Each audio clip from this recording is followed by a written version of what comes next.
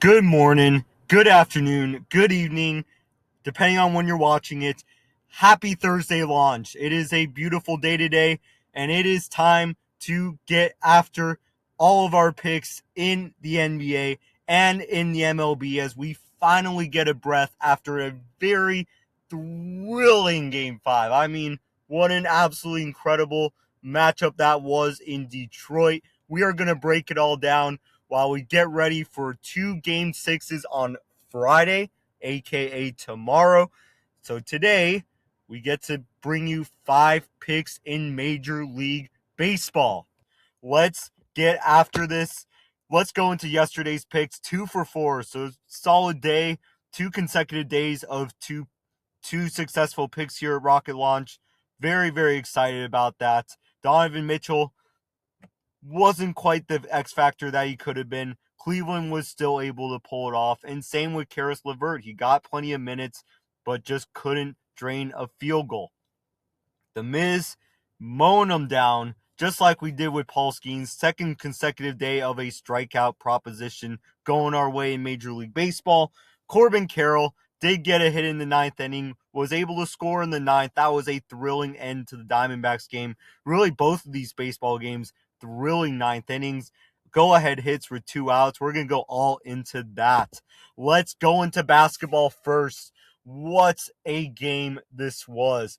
Detroit was taking control of that first half at home. Cleveland was turning it around in that third quarter. It was incredible to see them go from down 10, down 12, to being able to simply take a lead by the end of that third quarter. I mean, Detroit caught up. They made it to overtime, but it was Cleveland hitting those big shots. Both teams very close to league average in both field goals and three-pointers. The free throw disparity is relatively striking. Detroit shooting 35 free throws, but Cleveland just going 5 for 16 from the line was absolutely incredible. But I think the most striking statistic from the team stats, 91% of this game, Detroit led. I mean, almost that entire first half. Then you're talking about that second half where Cleveland, they got up towards the end of the third, but even in the fourth, they weren't necessarily leading that much. It was only tied 3% of the time, despite the fact they went to overtime and it stayed close the whole way. I mean, it's amazing to think Detroit had the grasp of this Game 5 at home and they couldn't do it. But Donovan Mitchell had a very rough day again. 7 for 18 from the field, 21 points. Only 1 for 8 from three-pointer. Very, very quiet. He did hit all of his free throws, but still, like we've seen, the trend that we talked about in his career, not really the biggest factor in these Game 5s and some of these very decisive games. We've seen that ever since his days with the Jazz, and it's really held up right here. Now, James Harden, he didn't have a great game either. 8 for 21, 3 for 10. And really, honestly, not many incredible performances from Cleveland. Jarrett Allen with the double-double. Really good job by him, 16 and 10. We had the prop on him in Game 4. He showed what he was capable of here. Max Struss, 20 points off the bench in 36 minutes. So talking about the prop we had in Game 2 of Max Struss coming off the bench, we know what he can do on a great day. He was instrumental to Cleveland's win.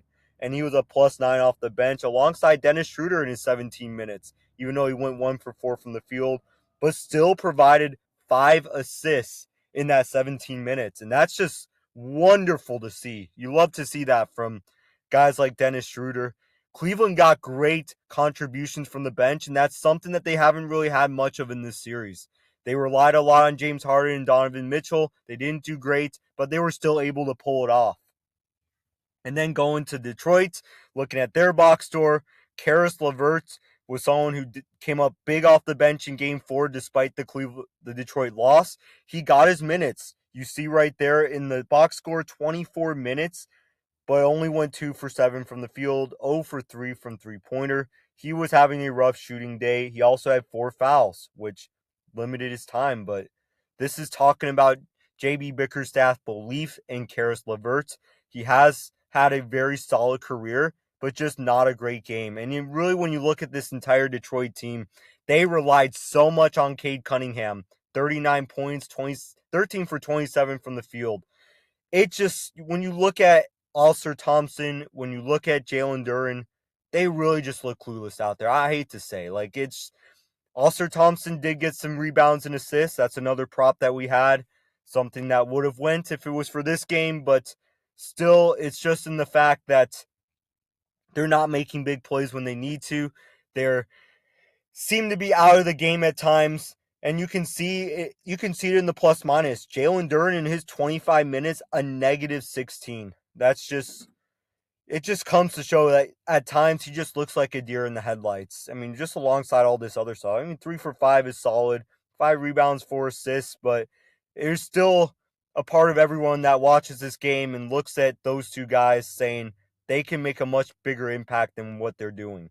Now, Detroit, they tend to have a relatively deeper bench. Paul Reed hit some big shots, especially in that first quarter. Marcus Saucer, a University of Houston guy, someone we love around here, definitely played great defense alongside, you know, I mean, he went 1 for 2 from the field, but his defense was very noticeable. He really stopped guys like James Harden. He was able to really knock Cleveland out of rhythm late in that game. A lot of great things from Detroit overall, but Karis LeVert could have been a better contributor off the bench, and Detroit probably would have won if they had more of the performance that he had in the game 4. Enough of that. We'll get on to Game 6. Game 6 is happening tomorrow night. But let's go to baseball. Let's go to Milwaukee and recap what was a pitcher's duel, a big pitcher's duel. Jacob Misiorowski, 10 strikeouts in the 7 innings. Not much hits from this Milwaukee lineup. I mean, Rengifo was 3 for 4, Sal Freewick 2 for 4. Outside of those two guys, they only got 4 hits among the other players. And San Diego, with 2 outs in the 9th, had a go-ahead 3-run shot to the right center field. And because of that, they are in the lead in the NL West, half a game above the Dodgers. They're showing that they're going to be really competitive in this division. 6-4 in their last 10 games. They are the only NL West team with a winning record in their last 10. We'll talk about the Diamondbacks game in just a second. Diamondbacks are sitting just 5 games behind. They could have a couple more wins, but I guess we can say that about just about any team. Corbin Carroll was the prop that we had there. 2.5 hits, runs, and RBI. He was taken out of the game in the beginning, even though, admittedly, he had 3 walks. You can see in the box score. So he was 1 for 2. That hit came in the 9th inning when the Diamondbacks were down by 1, and they needed a rally. And he was that guy who got onto third base. He scored the run. Diamondbacks scored 3 in that 9th inning. They were up by 2 going into the bottom of the 9th. Paul Sewald was able to retire 2 of the first 3 hitters, but the next 4 hitters got hits for the Rangers, and they got 3 runs to win the game at home. You look at the American League West standings here. The Athletics, unbelievable. You know, they're just, we want to just continue to see, are the Athletics for real? Are they not? I think they are going to fall off, but I think they're still going to hover right around 500 throughout the season. I still think Seattle is going to eventually run away with this. Houston Astros, probably not going to make the playoffs again. They might even finish just below 500 as well. Maybe not even above the Athletics, but I still don't think the Athletics are going to keep the lead here in the AL West. I think Seattle will easily run away with this by the All-Star break. They're not playing as great as they could, but I think once they figure it out, they're going to. But for now, let's enjoy the fact that this team playing in a minor league stadium in Sacramento is up in their division. Let's see exactly how the move to Las Vegas goes. With that being said, like I mentioned in the beginning of the video, no NBA playoff action today. We finally get a breath from the NBA playoffs. I mean, it's been very exciting. Had some blowout series, some very competitive series like what we saw with the Cleveland and Detroit. But now we get on to baseball in the regular season continuing. We will break down 5 picks that we got. 2 starting pitchers, 3 position players. Let's get to it. Got our guy Chris Sale. Chris Sale is the reigning NL Cy Young Award winner. He will have an outing of under 1.5 earned runs, or 0 or 1 earned runs in his outing. He has done that in 7 of his last 10 games. He's done that in 15 of his last 20. The one game he did pitch against the Cubs late last year, he did have 3 earned runs. Now you look at some of his other splits, a lot of very favorable matchups. Now Carson Kelly is 2 for 3 off him. Not many of these players have had extensive looks against Chris Sale, but Alex Bregman, 14 at-bats against Chris Sale. He's got a 143 average. He's not hitting very well against Chris Sale. You also look at him against the Cubs. For all the teams he's played for, the Red Sox, the White Sox, he has a 1.59 ERA in 7 starts against the Chicago Cubs. He's mowing them down. He has a 2.20 ERA on this season. He's a reigning Cy Young Award winner. He's on a streak. Chicago Cubs have been the hottest team in baseball lately, but it is still bound that Chris Sale is going to shut him down. Chris Sale is going to stop the Cubs, and with Atlanta getting some offense, they would hope they can get some offense. Atlanta could be a big winner in this matchup here against the Cubs. Let's go to a San Francisco Giants starting pitcher facing the one and only, the 2-time defending champion Dodgers, Landon Roop. I may have not said that right. Excuse me if I did not. Look at the charts here. Roop has allowed more than 2.5 earned runs, or 3 or more earned runs, in 5 of his last 10 starts, in 7 of his last 20. So there is a previous trend of him actually doing quite better, but that's kind of the end of last season. This is the start of this season. You look at some of his outings against the Dodgers. He did get crushed in June of last year to 6 earned runs. But since, even in the July outing and then earlier this season, he was able to hold them to 1 earned run.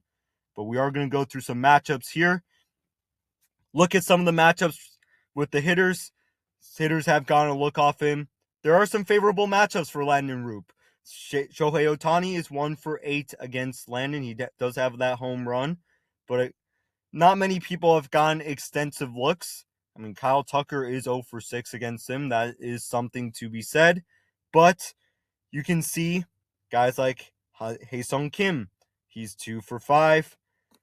But we are sometimes, when there's a lot of unfavorable matchups, those unfavorable matchups can eventually turn out to be more favorable. We can sometimes see regression towards the mean. Just like with anything, regression towards the mean could happen in terms of the matchups, or the trend could continue. We expect to see some regression towards the mean, especially considering the abilities of these hitters. But we also look at the fact that with Landon Roop, he has got a 3.09 season ERA. That's below a 3.59 career ERA. That's also something that could indicate that he has a chance to regress towards the mean. Now, he is a third-year player. He has shown glimpses, but he hasn't been as consistent. That's easy to see with the eye test, especially if you're a Giants fan. Landon Roop is your solid third, fourth guy in that rotation. And against a team like the Los Angeles Dodgers, yes, he's done well in some games, but he does have a 5.71 ERA in his 5 appearances dating back to 2024 against the Los Angeles Dodgers. The Dodgers are sitting 6th in the MLB in runs, so he does have his work cut out for him. Yes, he's shown that he can do it, but overall, not great stats against the Dodgers, not great consistency, not just against the Dodgers, but overall in his career.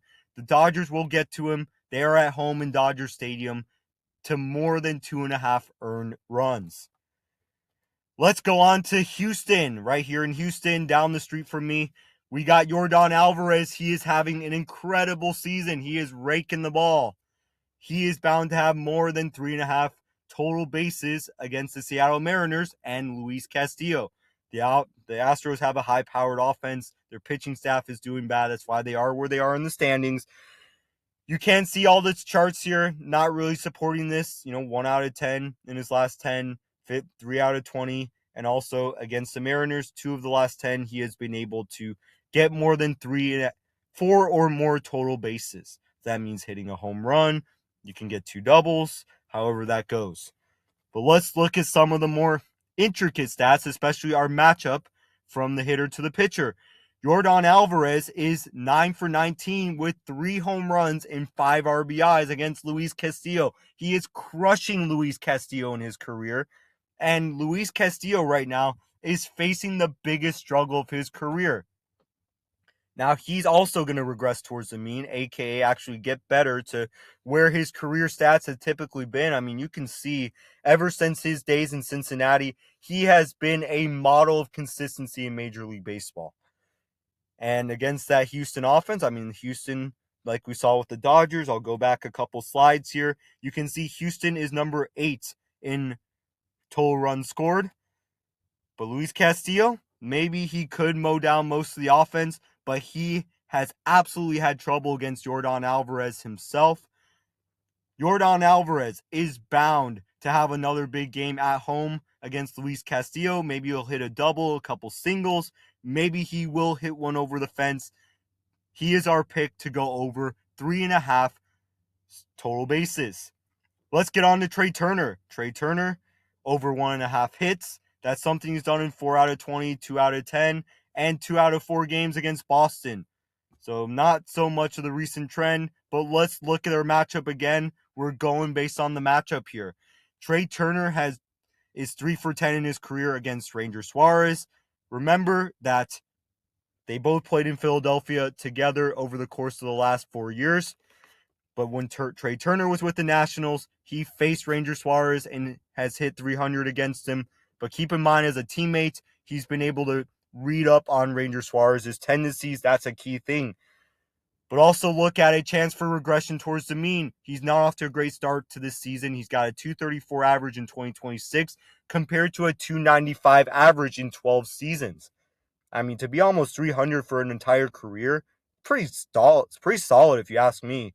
But expect that, especially with how streaky Trey Turner has been throughout the years, especially in Philadelphia, that he is going to start racking up some hits. He's going to start finding his groove. And let's expect that he can do it against a left-handed pitcher, his former teammate who just went to the Red Sox, Ranger Suarez. Last but not least, we're going to go to the other dugouts, and we're going to go to a guy from Venezuela who hit a big home run in the World Baseball Classic final, Wilyer Abreu. Wilyer Abreu is having an all right season to begin, but we do expect him to go under 1.5 total bases. So maybe he'll get no hits, maybe he'll just get a single, but we don't expect much more from that from Wilyer Abreu. Recent trends are supporting that. 6 of the last 10 games, he has had 1 or less total bases. That's also happened in 12 of the last 20. If you look at the 2025 season in 41 games, he has done it in 61%, aka 25% of those. But also looking at our matchup, looking at our splits, those are things that we want to look at, especially in baseball. He does have a 235 average against the Philadelphia Phillies in his career. So that pitching staff, pretty rough on him. He's also a much better hitter on the road than he is at home. You can see a clear disparity, 342 away, 267 at home. They are playing in Fenway Park here. Now, could we see a regression from the mean? Yes, but in this situation right here, when he's not great against the team, this is just such a huge disparity with how he's hitting in Fenway Park versus out of Fenway Park, and we expect this trend is going to continue. That being said, those are our picks for today. We got exciting action in Major League Baseball. The season gradually building up here. Last reminder before we get off that we got our partnership with Betr. New users get 2 no sweat tokens. Those no sweat tokens, if those bets do not go through, if those picks do not come to fruition, you can get up to $100 back on every pick, and you get a new user free pick. That link is down below in the description. Our code is ROCKETUPSB, short form for Rocket Up Your Sports Bets. Again, tried everything I could from Rocket Launch to Rocket Launch Sports Picks. Couldn't do it. This is the best I came up with. But this is our Betr link for those of us who want to get ourselves in the game, get ourselves going. With that being said, that is our wrap. Just like we've been saying, Instagram's making progress. The structure is making progress. We are working on refining. This is going to be a very busy weekend here at Rocket Launch Sports Picks, but I am ready to continue to work on these improvements, continue to work on expanding our community. Cannot wait for it. But for now, let's take a breath from NBA playoffs. Let's enjoy some Major League Baseball today. Let's get it.